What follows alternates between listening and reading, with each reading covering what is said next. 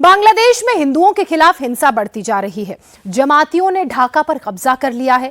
हिंदुओं के बैंक खातों को सीज किया जा रहा है। देशद्रोह के फर्जी मुकदमों में साधुओं को जेल में डाला जा रहा है। बांग्लादेश में जो हो रहा है वो सोची समझी साजिश और प्लानिंग के तहत हो रहा है। आखिर क्या है हिंदुओं के खिलाफ जमातियों का प्लान बी? सब कुछ समझिए हमारी इस रिपोर्ट में।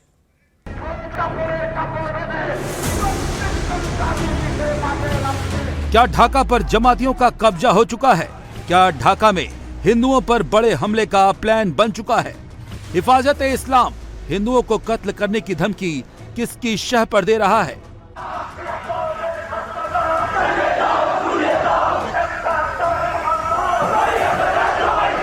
अभी तक जो चटगांव में हो रहा था, शिवचर में हो रहा था, रंगपुर में हो रहा था, क्या वही सब अब ढाका में हिंदुओं के साथ होने वाला है?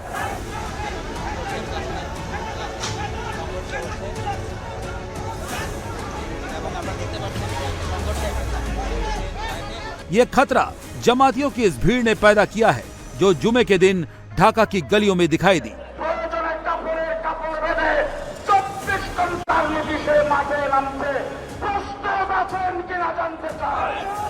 नारेबाजी करते हुए हजारों जमातियों ने इस्कॉन को बैन करने और उससे जुड़े हिंदुओं को मारने की धमकी दी।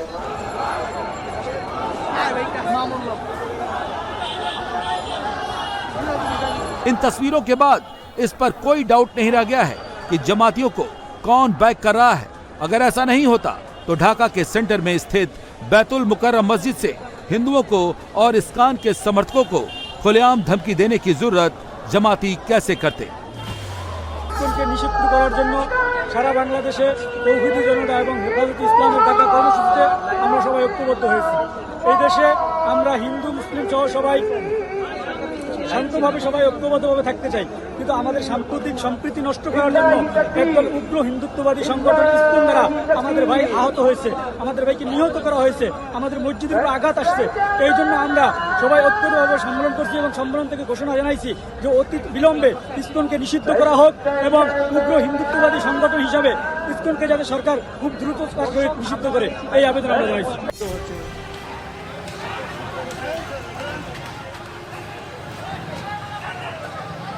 जमातियों की भीड़ बांग्लादेश के कोने कोने में हिंदुओं को ढूंढ ढूंढ कर मार रही है। ठाकुरगांव जिले में जमातियों की भीड़ ने हिंदुओं पर धारदार हथियारों और लाठी डंडों से हमला कर दिया। देशद्रोह के फर्जी आरोप लगाकर उन्हें जान से मारने की साजिश की। उन्हें मरणासन हालत में अस्पताल पहुंचाया गया।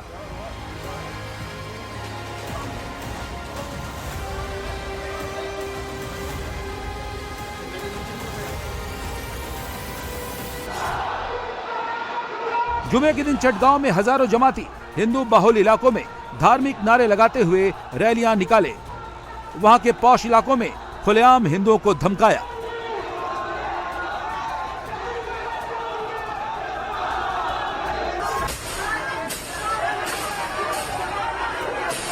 चटगांव में जुमे की नमाज के बाद पूरी प्लानिंग के साथ जमातियों की भीड़ हथियारों से लैस होकर उन गलियों में घुस गई जहां हिंदू आबादी रहती है। घरों में तोड़फोड़ शुरू कर दिया।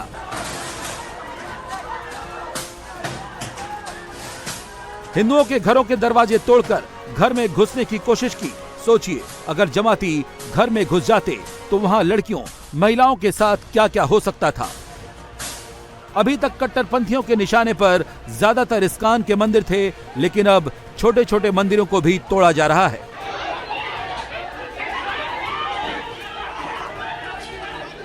चटगांव में पत्थरघटा आश्रम और संत नेश्वरी मंदिर पर भी जुमे की नमाज के बाद आई भीड़ ने हमला किया। ऐसे में सवाल उठता है कि क्या ऐसा करने के लिए मस्जिदों से उकसाया जा रहा है?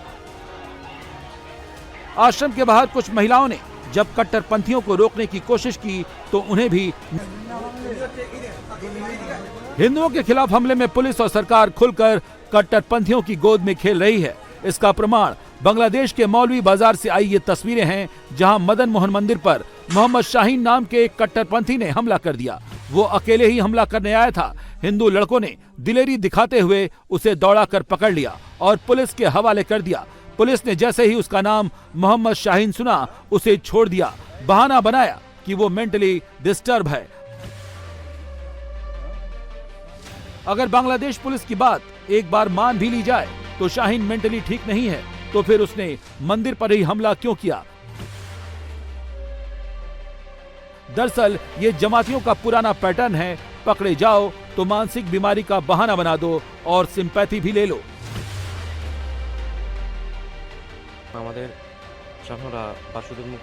ऐसे सैकड़ों सिरफिरे जमाती शाम घिरते ही लाठी डंडे लेकर निकल पड़ते हैं।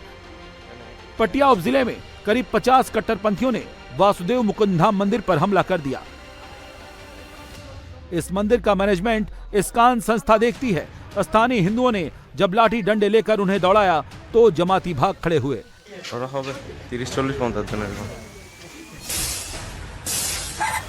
ये तस्वीरें चटगांव की है, जहां जुमे की नमाज के बाद आई भीड़ ने हिंदू घरों में आग लगा दी, घरों के दरवाजे तोड़कर लूटपाट की कोशिश की।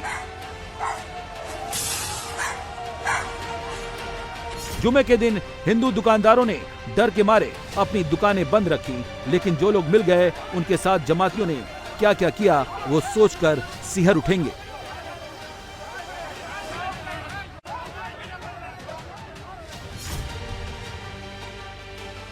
जमाती सोशल मीडिया से भी हिंदुओं की आवाज गायब करने की कोशिश कर रहे हैं, इसलिए उन लड़कों को निशाना बनाया जा रहा है जो सोशल मीडिया पर हिंदुओं के हक की बात करते हैं और इस्कान को फॉलो करते हैं।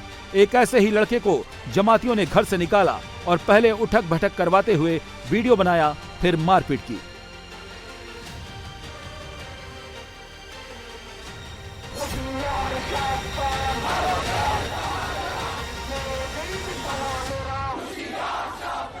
जमात और शिविर के सैकड़ों लोग इसी तरह बांग्लादेश के शहरों में खुलेआम धमकियां देते घूम रहे हैं।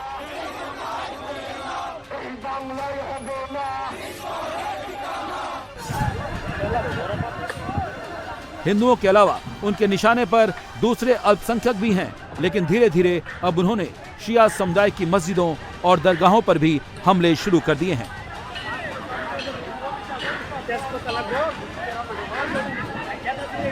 मुर्शिदपुर में एक मजार पर सुन्नी कट्टरपंथियों ने आग लगा दी। इसमें एक शिया शख्स की मौत भी हो गई।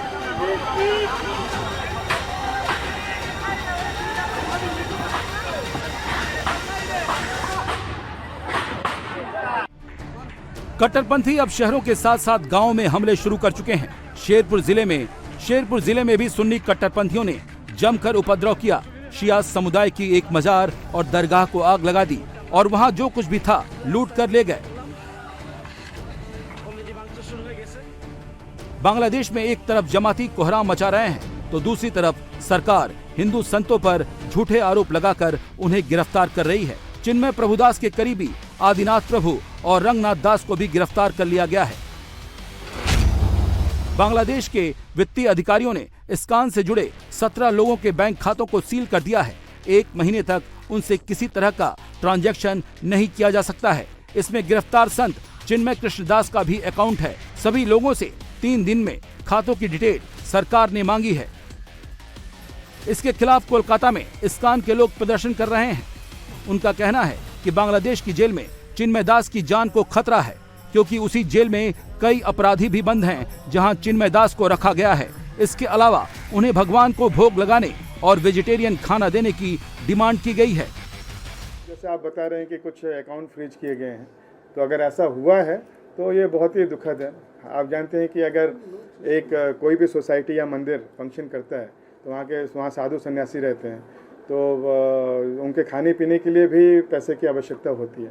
तो अगर वो पैसा ही बैंक फ्रीज कर दिया है तो वो लोग कैसे रहेंगे, कैसे खाएंगे, कैसे अपना इलेक्ट्रिसिटी बिल पे करेंगे और कैसे अपनी दिनचर्या करेंगे। इवन जो भगवान का जो भोग लगता है उसके लिए भी खर्च होता है।